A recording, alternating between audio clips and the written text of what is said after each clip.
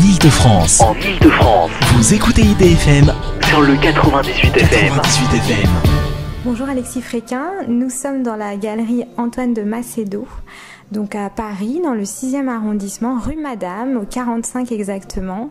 On a la chance de voir tes toiles donc dans cette galerie en ce moment pour une exposition jusqu'au 3 décembre.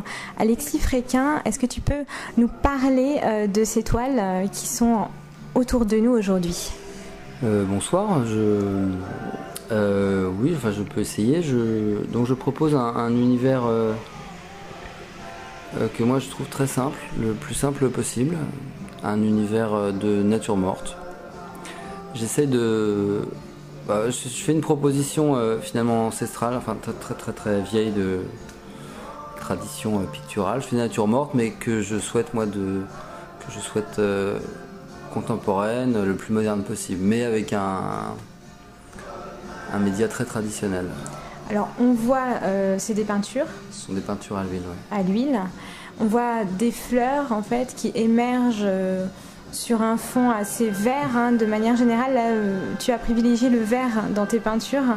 Est-ce que c'est une couleur que tu apprécies particulièrement? Pourquoi ce vert? Alors c'est pas exprès. C'est à chaque fois j'essaye d'en faire d'autres et je reviens au vert systématiquement. Donc c'est tout sauf une idée, un concept. C'est vraiment que voilà, je pars avec des centaines de couleurs et je reviens au vert, mais systématiquement, à part une toile de temps en temps. Ouais. Alors des fleurs, évidemment, c'est proche de l'abstraction. Oui. Quand même. C'est vrai. J'en reviens d'ailleurs, j'y étais pendant plusieurs années. C'est assez poétique. Je le souhaite. Qu'est-ce qui t'inspire quand tu travailles? Est-ce que tu écoutes de la musique? Est-ce qu'un film... Est-ce que quand tu sors d'une salle de cinéma, tu as des idées de peinture? Est-ce que quand tu te promènes dans la rue, quand tu vois les gens... J'ai des idées et des envies de travailler dès que je suis confronté à quelque chose de beau et de la qualité. Ça peut être de la peinture, effectivement un film, de la musique, une promenade, une belle personne, une rencontre, n'importe quoi. Tout est motivant à partir du moment où c'est de la qualité. Combien tu mets de temps pour faire une peinture quand tu es dans ton atelier? Eh ben, c'est très variable, mais c'est au minimum une semaine, 10 jours, et ça peut aller quand il y en a une qui me résiste jusqu'à plusieurs mois. Alors, la galerie Antoine de Macedo est une nouvelle galerie. Est-ce que tu peux nous en dire un petit mot, simplement? Bien sûr, c'est une nouvelle galerie donc qui vient de se... Qui vient de s'ouvrir avec un de mes amis dont j'aime beaucoup le talent, sa vision. Je pense qu'on est très proches et moi je trouve que c'est très important que les artistes et les galeries baignent dans le même univers et envie des mêmes choses. Donc c'est une nouvelle aventure, c'est une nouvelle galerie. Moi je viens de quitter une galerie dans laquelle j'étais pendant 8 ans. Donc on repart pas à zéro, mais c'est vraiment quelque chose de tout neuf, tout chouette. Et ce sont des gens de grande qualité et qui vont, je me mets pas dedans, mais qui vont essayer de privilégier vraiment des artistes qu'ils aiment. Pour l'instant, on commence, donc on a la chance un petit peu de pas être... on est tout nouveau, donc on a la chance de pas être encore pourri par les dictats du marché. Du marché, oui. Et de s'offrir le luxe de pouvoir montrer les choses qu'on aime vraiment, quoi. Enfin, pas moi. Voilà, donc il y a une certaine liberté. Il y a une certaine liberté, ouais, qui j'espère va perdurer. Mais dans le le marché quand même dicte beaucoup ce qui est bien, ce qui est pas bien. Et les gens qui ont la gentillesse de m'exposer en ce moment sont en dehors de tout ça et moi c'est ça qui me plaît. Alors justement tu parles du marché. Est-ce que tu vas par exemple voir les grandes foires d'art contemporain? Est-ce que tu es allé à la FIAC J'y vais très peu parce que ça me fout le cafard et après j'ai juste envie d'arrêter de travailler pendant 6 mois. Quoi. Le cafard, pourquoi? Parce que je me retrouve pas là-dedans. Parce que je me retrouve pas dans les crevettes en plastique de James Coons ni dans les merguez accrochées au mur avec un... C'est-à-dire que tu dénonces quand même là non, je dénonce pas, une certaine forme de marché qui est plus de l'argent que de l'art? Non, je n'irai pas jusque-là parce que je m'y connais pas assez, donc je me permettrai pas de dire ça.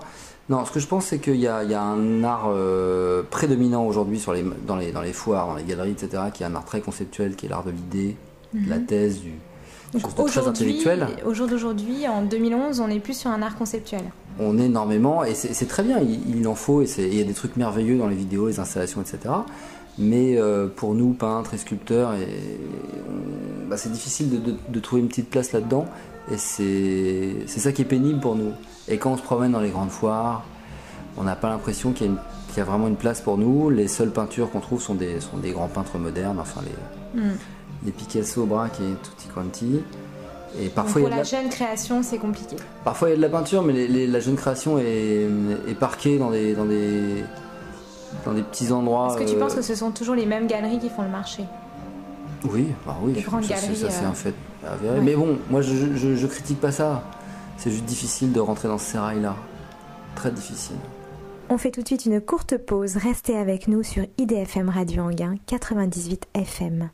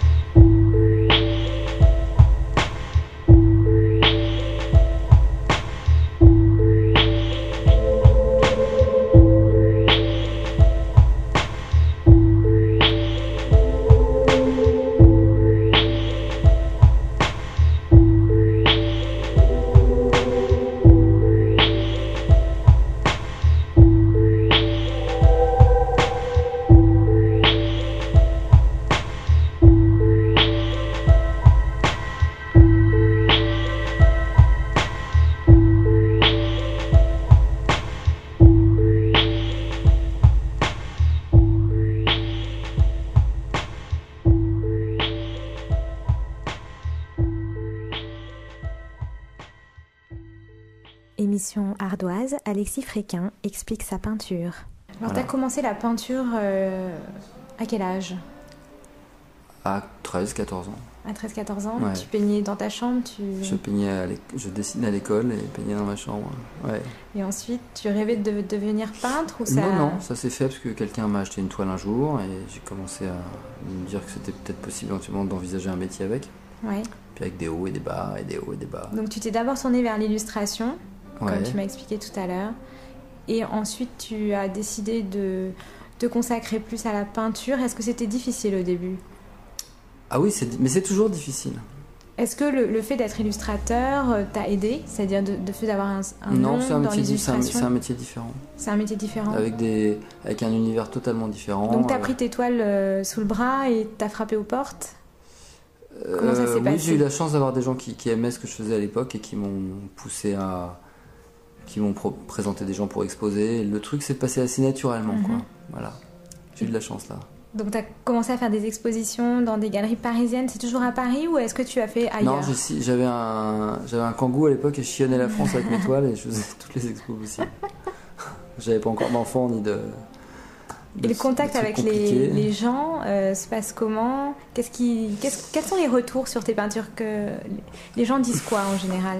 Alors les gens de toute façon me disent des choses sympathiques, sinon Non, bien sûr, mais qu'est-ce qu'ils voient dans tes peintures ? Ça leur évoque quoi ? Je pense que ça le côté assez et de plus en plus épuré de mon travail leur fait du bien dans ce monde où tout est de plus en plus rapide, difficilement ingurgitable, il faut se dépêcher. Le fait de s'arrêter sur une toile qui propose quelque chose de simple, je pense, est essentiel et est très important pour les gens aujourd'hui. Je pense qu'on a un vrai rôle un contre-rôle à tout ce qui se passe, des médias, internet, tout ça. Aujourd'hui, on propose une peinture, c'est simple, on peut s'arrêter devant, c'est comme un beau paysage, il faut reprendre le temps de regarder. Moi, ça me fait du bien de faire des choses très simples, et après, tant mieux par y gagner si ça fait du bien aussi aux gens qui les regardent. Après, c'est pas moi qui dis. Bien sûr. Est-ce que tu as envie de faire des peintures plus figuratives, peut-être ? Oui, j'y reviens, ouais. Je me suis interdit ça pendant des années, puis en fait... Pourquoi interdire ? C'est-à-dire que c'était dans le vent ? Il fallait pas faire de figuration ? Ça marchait pas ? Le vent, je sais pas trop, parce que je suis quand même très seul, moi, dans mon travail. Ouais. par choix. Non, c'est moi je m'étais imposé le fait d'être un peintre abstrait. Donc j'ai énormément appris avec l'abstrait, mais j'ai beaucoup de références dans les années 50 et 60. Comme quoi, par exemple? Toute l'école de l'abstraction libre, l'école américaine, les Pollock, les Motherwell, tous ces mecs-là. Et finalement, petit à petit, je me dis que peu importe le fait que ça soit figuratif ou abstrait, l'important c'est de peindre et d'avancer. Alors si tu devais faire une peinture figurative, est-ce que tu peux nous donner une idée par exemple? Des fleurs. Des fleurs encore. Des univers très simples, des fleurs, des tables, des petites choses posées, comme Morandi a fait toute sa vie par exemple, quoi. Morandi alors. Bah oui, Morandi c'est un bon exemple. Parce que Morandi il a disposé 3-4 gobelets, vases, petits trucs toute sa vie, puis il a décliné ça, et finalement ce qui était important c'était de travailler et d'avancer. Et de refaire toujours un peu les mêmes motifs. Vous n'avez pas envie de faire autre chose?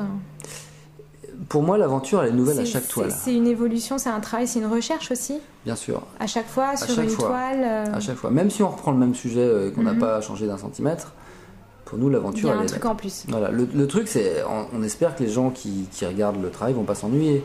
Mais je pense que nous, en tant que plasticiens, on s'ennuie pas à le faire. Parce que le défi est toujours différent. On avance de toile en toile, on apprend des trucs, on fait des nouveaux accidents. Enfin, c'est un métier merveilleux. Il n'y a pas de... Ça pourrait durer 500 ans comme ça, quoi. Et les projets Alexis Fréquin, donc aujourd'hui, là, on le répète, c'est une exposition à la galerie Antoine de Macedo que vous pouvez venir voir au 45 rue Madame, donc à Paris, dans le 6e, encore jusqu'au 3 décembre. En 2012, il y a des projets déjà ou c'est pas encore fixé? J'ai un centre d'art qui me propose une grosse exposition à Laurel-Bocage, en Seine-et-Marne, à une centaine de kilomètres de Paris, qui est un centre d'art très, très intéressant, qui fait des très belles expos.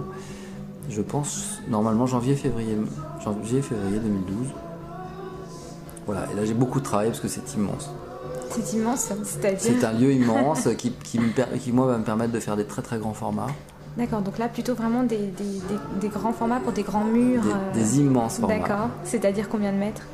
Ce que je peux sortir de mon atelier, c'est-à-dire je pense de 3-4 mètres sur 2 maximum. D'accord. Après ce serait un peu démesuré peut-être. Toujours des fleurs? Bah ouais, on verra. Merci beaucoup Alexis Fréquin. Merci à toi. Merci, c'était Alexis Fréquin sur Radio Anguin.